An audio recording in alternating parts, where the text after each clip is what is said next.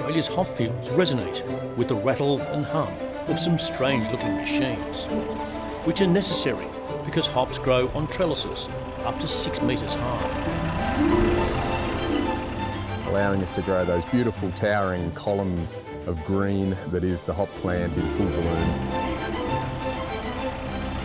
We go through and we bottom cut first so that the vine will hang naturally into the alleyways. We then come through with the top cutter and we cut the vine and lay the whole vine into a trailer.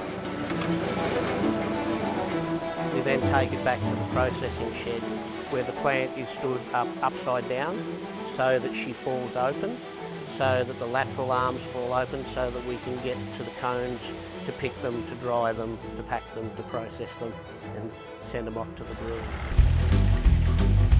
Most of these hops will be used in leading beer brands. They've been the backbone of our company since 1932 when my grandfather started our journey. They've been very good to us over a lot of years. So these will find their way into traditional Australian mainstream beers, Carlton Draughts, your Cooper's Pale Ales, your 4Xs. But more than half the Australian crop is sent to brewers around the world. Everywhere from Asia into the UK, USA. It comes down to varietal specific, so we're not biased, we'll take anybody's money. Traditionally, the industry grew hops high in alpha acids, which gave them their name, bitters, and their bitter qualities. Then the 1980s brought a new trend in Australian beer, the rise of small, independent, often backyard brewers producing boutique beverages. Known as the craft beer movement, it continues to reinvigorate the industry here and overseas. This is a monumental change in the way we undertake our business, and we are now 100% orientated on the presentation of flavour hops for brewers. We no longer grow any single variety just for bittering purposes. Beer is no longer the preserve of older blokes. Yeah, it's definitely changing. It's definitely got younger over time, and it's definitely broadened its appeal. People have finally realised there's a whole second gender that enjoy beer.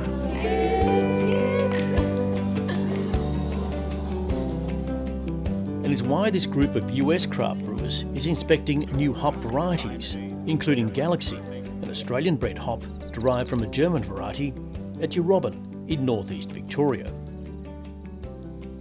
Galaxy is a proprietary variety, and it's not grown in the United States, and it's a hop that is notoriously finicky. To brew with, it's very difficult to get the attributes out of it that we experience here in the field, but when you do, it's the most beautiful hop on the planet. It tastes like lemon, lime, passion fruit, earthy citrus, and it's a hop that we just absolutely love and love brewing with. Oh, that's nice! Bitterness isn't necessarily a bad word, but certainly this current craft beer incarnation, this explosion of hazy IPA, so to speak, is led by that soft roundness, fruity, hop-forward character that's new within the last 10 plus years. A stone's throw from here is the Bright Brewery. We love having that close relationship with them.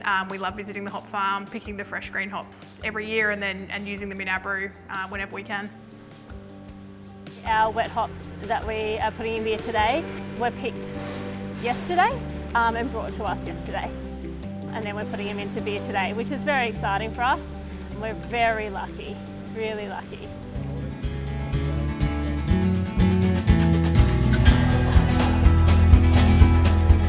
The local craft brewery epitomises the proliferation of beer styles. Naturally, the US tourists took time to sample the local brews. Founded in 2005, this brewery was a trendsetter. By 2013, Australia had 200 craft or microbreweries. Now, there are more than 700. 2/3 of them are in rural or regional areas. It started out being something really premium, really expensive. We're trying to move away from that vernacular within craft beer now, and we go, with locally made, handcrafted, small batch, limited release, that sort of thing. It means that our hops are a little bit lower in alpha acids. We're moving away from those traditional bittering hops and more into those aroma hops that produce passion fruit and citrus and floral flavours in beer. Craft beer is all about being different to the large-scale mass-produced beer brands, usually owned by large international companies.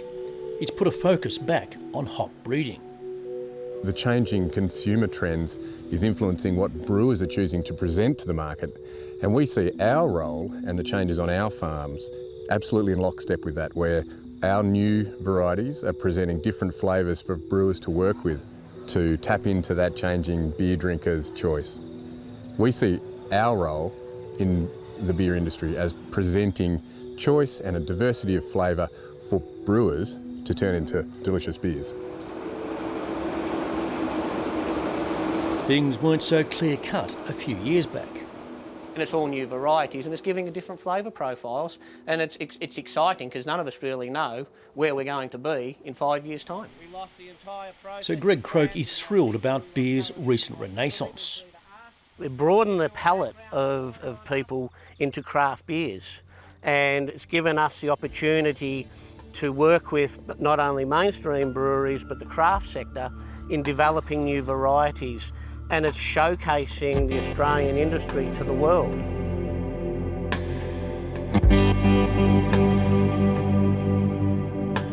Germany remains the world's largest hop producer, followed by the USA. Since the 1980s, Hop Products Australia has been owned by giant German company Barth Haas. Producing more than 2,000 metric tonnes of hops each year, HBA is Australia's largest hop producer, grown over about 900 hectares in southern Tasmania and here in northeast Victoria, where the climate, the abundance of water and the deep fertile soils make it ideal for hop production. We've been growing hops on our farming sites now for 156 years. This harvest will go close to a record crop. They'll work in 2 10-hour shifts, 20 hours a day for the whole month of March to bring in the hop harvest. HBA has invested some $50 million in the past 8 years. It's in increasing capacity, modernising equipment and setting up the farm for a fruitful and productive term out into the future. It recently bought the former tobacco plant at Myrtleford, where it will install a $25 million processing line. It's really pleasing to say that between 35 and 40% of our entire harvest is placed with Australian domestic brewers. Craft beer is still a small portion of the overall beer market, somewhere between 5 and 10% of market share.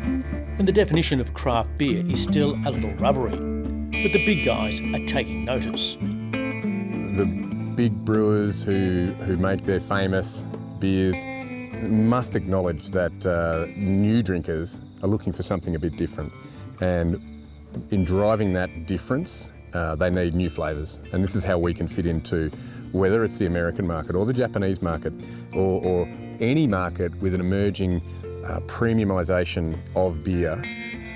You will find a home for Australian varieties. In recent times, some of the best performing craft brands have been bought and taken over by the big companies, which have also seen change. For example, in 2020, Japanese brewing giant Asahi bought Carlton United Breweries. Today, with the harvest in full swing, Greg Croak, whose family-owned company is Australia's second biggest hop producer, is happily hosting visitors from Asahi and CUB. This is where the company used to process its hops. One morning, in a matter of hours, 8 decades of history was swept away. The 6th of April 2018 is well and truly embedded in my mind. 5:30 in the morning, a fire started on our processing plant. It was just at the end of harvest. To this day, we don't know what caused the fire, but we lost everything. Total greenfield site. The big breweries stood by him, including Cooper's Brewery in South Australia. The Croak and Cooper families have been doing business now for 4 generations. With all hands to the wheel, Greg Croak pulled off the near impossible, rebuilding at a cost of $11 million in under a year, in time for the 2019 hop harvest. Yes, there was a silver lining, and yes, we have been able to build one of the most advanced hop plants in this country, and we've set us up for the next generation, and we've set us up for the future. So you don't see that on the day. On the day you just see doom and gloom, but from that the phoenix rose, and we're very proud of what we've achieved. And as I keep saying, and I'm very proud of the people that were around us that helped us get there. Now there's more expansion underway, including more processing capacity and more focus on new hop varieties. So we're putting a lot of effort now into drought tolerance to see what we can grow for less water. This brewery's market reach is also growing. And now we are sending our beer all around Australia and internationally. Beer and the way we make it and drink it continues to evolve. That's not to say that there's not room for breweries that distribute across the country, but at the same time, I see the new wave of breweries in the future being successful by inviting people in and having spaces for families to hang out, and big open spaces and beautiful vistas and beautiful food to pair with the beer. The way that we think about it is like a small winery, right? So in America, in the Napa Valley, there's hundreds of wineries, and they provide that curated personal experience. And I think the future of beer isn't outward, but inward.